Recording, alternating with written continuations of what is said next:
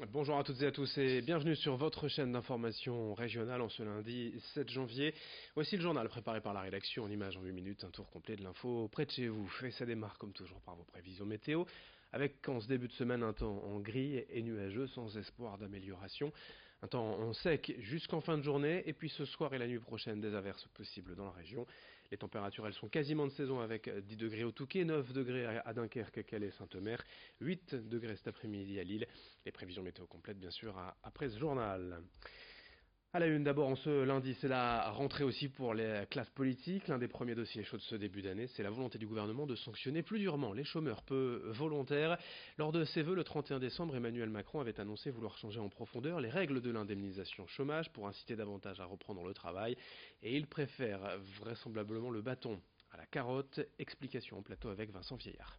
Des contrôles et des sanctions renforcées pour les allocataires de Pôle emploi qui ne respecteraient pas les règles.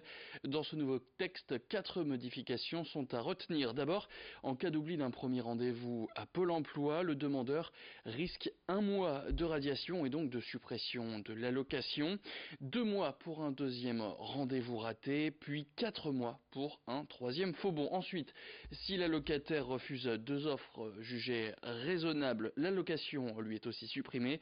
D'ailleurs, autre modification, il n'est désormais plus possible de refuser une offre moins bien payée que sa précédente expérience professionnelle. À noter aussi que si jusqu'ici les contrôles de recherche d'emploi et les sanctions étaient du ressort de la direction régionale du ministère du Travail, désormais c'est Pôle emploi et seul qui pourra décider des sanctions à appliquer.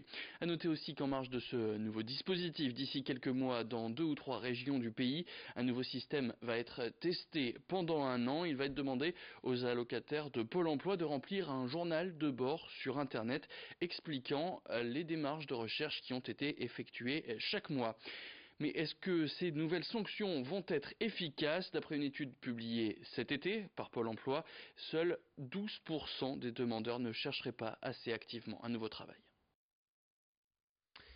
On s'enchaîne avec justement une nouvelle initiative pour trouver un emploi grâce aux entreprises éphémères organisées un peu partout en France ces derniers mois. Ces structures atypiques proposent à 50 personnes en recherche d'emploi de s'unir dans une organisation inspirée d'une entreprise réelle.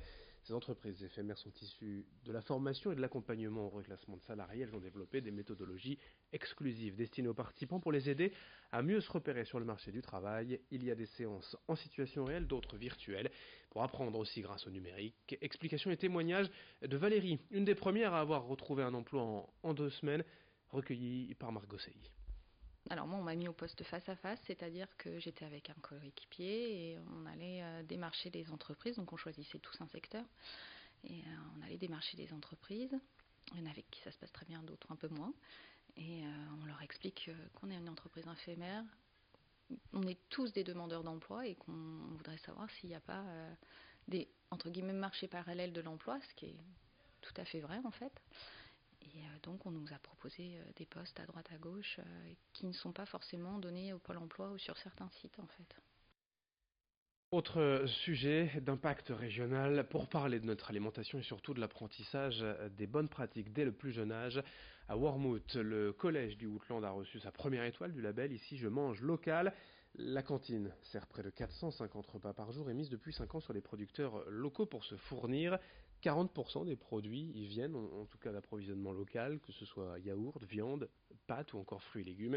Et une partie est également en bio. Cela permet en outre d'intéresser les élèves, leur montrer qu'il y a quantité de bons produits disponibles près de chez eux. Récemment, les collèges Jean Jaurès à Bourbourg et Lamartine à Honscott ont également reçu leur première étoile du label. Explication complémentaire recueillie par Marine Kijek. Il faut être entre 20 et 40% d'approvisionnement local pour avoir 2 étoiles, entre 40 et 60, et plus de 60 c'est 3 étoiles. Et plus on monte dans les étoiles, plus il faut avoir de filières différentes, par exemple viande, épicerie, produits laitiers. Donc elle a été décernée au mois d'octobre 2018 de cette année, lors d'une grande réunion au bâtiment de la métropole d'agglomération lilloise, la MEL. Et voilà, on était à 34% quand on a eu cette étoile. L'objectif, c'est d'atteindre la seconde étoile. Et on est déjà à plus de 40% là maintenant en approvisionnement local ou en bio. Les nouvelles stars du web dans la région, ce sont les personnes âgées de la résidence de l'hippodrome à Lambersart. Il y a quelques semaines, Audrey, une animatrice, et Gaëlle, la directrice, ont voulu montrer à quel point il est possible de vivre bien heureux en établissement. Elles les ont donc mises en scène dans des parodies de clips musicaux des années 80 jusqu'au tube d'aujourd'hui. Une vidéo déjà vue et partagée plus de 50 000 fois depuis sa diffusion sur Facebook, il y a quelques jours, le 22 décembre dernier. Cette petite vidéo de quelques minutes a demandé près de 6 mois de travail et chaque résident a pu y participer à sa guise. L'important était de réunir le plus de personnes possible et la plupart ont apprécié en y trouvant même un intérêt, un remède en quelque sorte à leur petit tracas physique. Explication au micro de Xavier Silly. Le challenge était réussi parce que les familles sont comblées. Et après, oui, ça a pris une ampleur un peu plus grosse, mais on s'y attendait pas vraiment. On se laisse un peu porter. Et les résidents sont très contents et c'est le principal. Là, on a déjà une petite idée pour la prochaine. Ce serait un petit peu dans un peu la même chose, plutôt peut-être parodier les films connus. Ou alors partir sur quelque chose de complètement nouveau, sur des nouvelles chansons. Je ne sais pas trop encore, on est encore en cours de réflexion sur le sujet. Et puis pour finir le sport, le retour du football après 2 semaines de trêve de Noël, les 32e de finale de la Coupe de France ce week-end et le LOSC de retour sur le terrain du Stade Pierre-Mauroy à domicile. Les Lillois jouent contre Sochaux ce soir, une équipe de Ligue 2. Après l'élimination de la Coupe de la Ligue début novembre, Lille veut jouer cette Coupe de France à fond. Mais Christophe Galtier, l'entraîneur, espère surtout renouer avec la victoire à domicile, les Dogs n'ayant plus gagné au Stade Pierre-Mauroy depuis fin octobre. Face à une équipe de Ligue 2, le défi semble quand même à la portée des Lillois.